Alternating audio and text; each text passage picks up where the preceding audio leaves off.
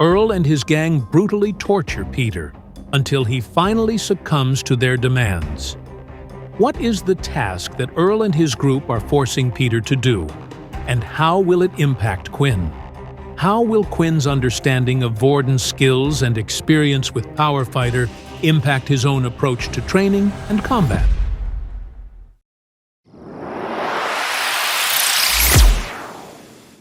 With Peter gone, that left Quinn and Vordon on their own. They were currently walking down the high street, which was full of clothes shops and restaurants. Students only received 10 credits a day as an allowance, but that didn't stop their parents from sending them extra money while they were in school. The richer students were free to spend and buy whatever they liked, and sadly the richer students were usually the stronger ones as well. Although the city didn't open up to any regular civilians, it was still open up to all the workers. The city was full of military personnel, but not all of them were soldiers. There were still cooks that were needed, admin staff, engineers, building workers, and even general people who would run the shop. They had all been granted special access from the military, and in return were given nice living accommodations and didn't have to worry about life on the outside world. So although they worked for the military, they weren't required to be relied on for fighting unless absolutely necessary. While the two were walking, Quinn couldn't help but think back to the fight between Vordon and Momo. "Hey, Vordon, I know you said your ability resets every day, but you never said you could wield two abilities at once," Quinn asked. "Didn't I?" Vordon said with an awkward smile. "Well, there are some in my family that can even hold 3. "Really? So how does it exactly work?" "Well, if I told you our family secrets, Quinn, you would have to become a part of our family. Either that or I'd have to kill you." For a second there was an awkward silence between the two, as Quinn wasn't sure if Vordon was joking or not. "Relax, will you?" Vordon said. "But yeah, I honestly can't tell you anything. You know Originals rules and all." Vordon belonged to one of the original families that had decided to keep their ability within their family, meaning the only people that knew how to copy other abilities were the Blades. Of course, Vordon wasn't allowed to talk to anyone about their ability.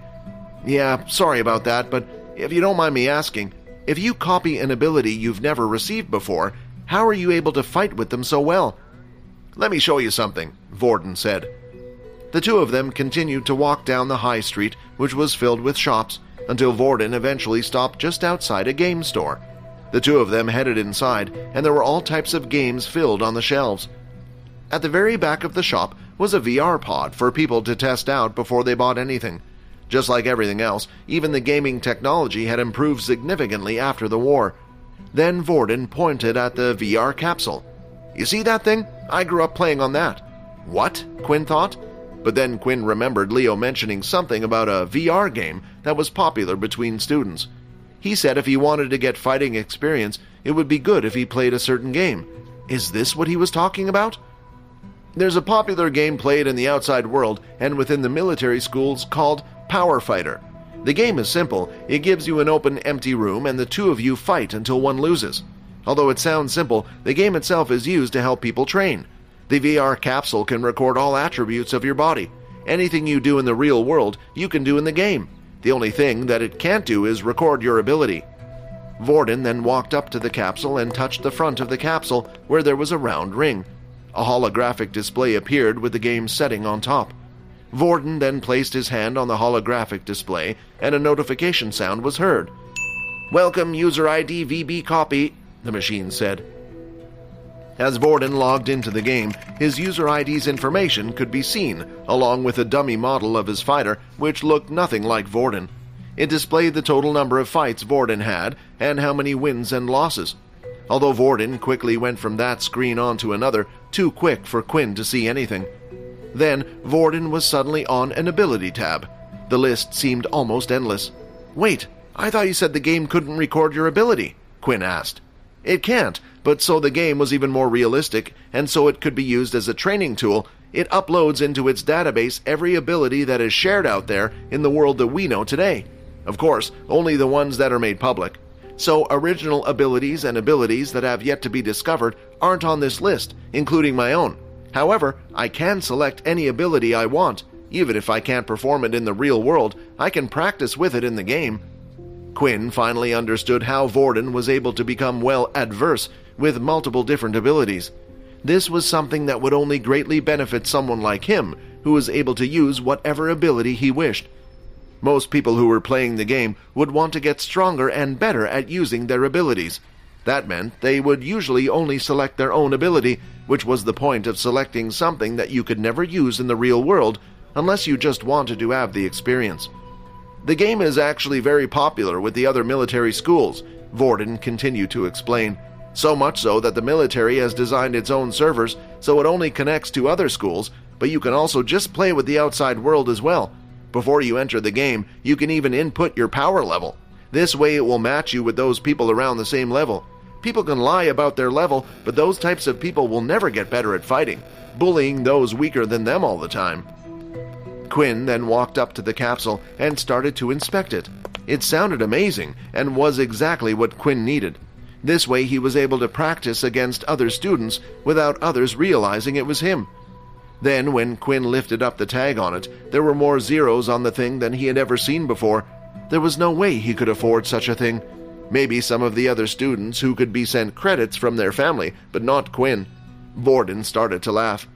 "Don't worry about it. You don't need to buy one yourself. The academy has a room full of them." "Really? Come on, let's head back and give it a go." The sun was starting to set outside, so it was just the right time for Vordon and Quinn to head back to the academy, and when they did, they immediately went over to the VR room. Just like the capsule in the shop, it was a room filled with rows and rows containing capsules, and off to the side was a small shop and counter where students were able to buy snacks and refreshments. The room was currently packed with students, just as Vordon and Leo had said. The game was incredibly popular. Looking at the excitement in the students' eyes and faces, Quinn started to feel upset. It felt like there was a world he never got to experience growing up just because he was poor. The two of them went up to the front counter that was stationed next to the small cafe. "Hi, we would like to rent out 2 capsules, please," Vordon asked. "A single capsule will cost you 10 credits per hour," the female replied. Hearing that number made Quinn gulp. For some reason he had expected the capsules to be free, but of course, they would have to pay to rent them. With Quinn's 10 credits he received a day, at most he could play the game for was an hour a day. He didn't need the money for anything else. After all, the school provided the accommodation and 3 meals a day for them. "All right, are you ready?" Vordon asked. "Huh? What did you pay?" "Yeah, don't worry about it. Come on, let's go." The woman behind the counter had handed Vordon 2 tags numbered 23 and 24. The two of them walked around the room until they had found 2 capsules next to each other. They both had large numbers displayed on the front of the capsule in big bold ink. "Here we are," Vordon said. "With these capsules, they're only able to link to the military servers.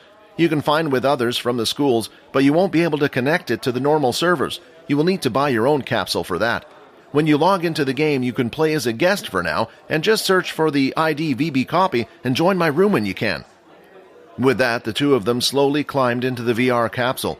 When the machine sensed they were both comfortably inside, the capsule lid slowly started to close in on both of them. Then, before they realized it, their minds were completely transported to another space. Quinn was now in a large, empty white room. There were no walls in sight, and it looked like the room was endless. Suddenly, a screen appeared in front of him. "Welcome to Power Fighter. What would you like to do? Log in, register, play as guest."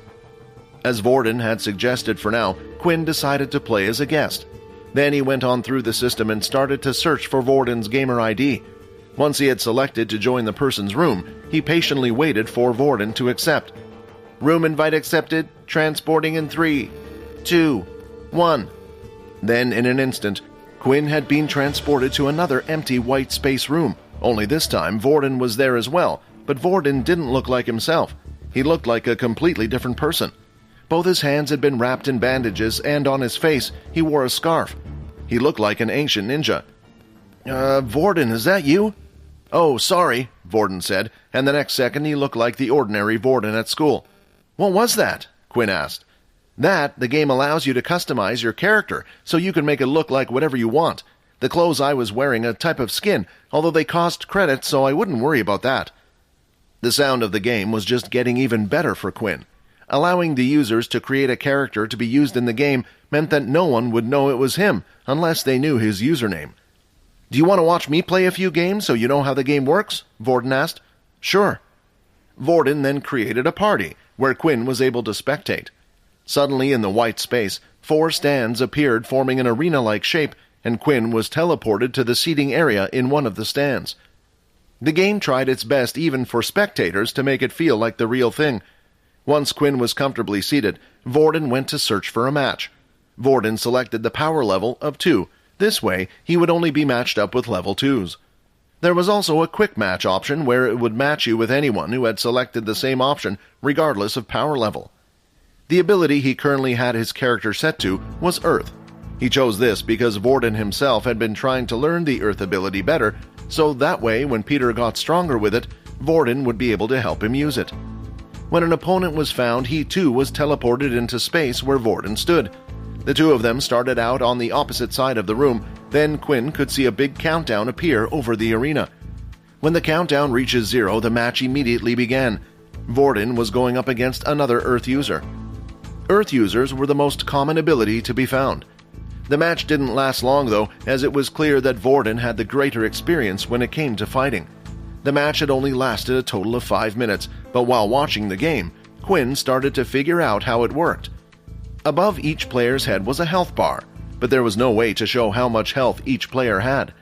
Judging by what Vordon had said, this was most likely because everyone had a different set of health, depending on what the VR headset was able to read from the body. Quinn himself knew this because of his inspect skill. Every time he would look at the stats of a different person, some of them had different amounts, and that included him. The next thing he noticed was the fact that there wasn't actually any damage done to the player. When Vordon would strike or stab a person, the system would cause the player to react to these by startling the player, but it wouldn't permanently damage the person like it would have done in real life. Similar to a game, it would treat hits on vital parts as a critical hit, but the player could continue to fight like normal as long as their HP didn't hit 0. After that, Quinn continued to watch Vordon play a few more games, and before they knew it, their time was up. Although Quinn didn't have the time to play today, he couldn't wait to try out the machine tomorrow. What hidden power is Vordon keeping from Quinn, and why can't he reveal it? How will Quinn adapt to this virtual world, and what challenges await him? Find out in the next episode. Subscribe to the Pocket FM Blockbuster YouTube channel and press the bell icon for instant notifications. Check out our channel for more exciting shows.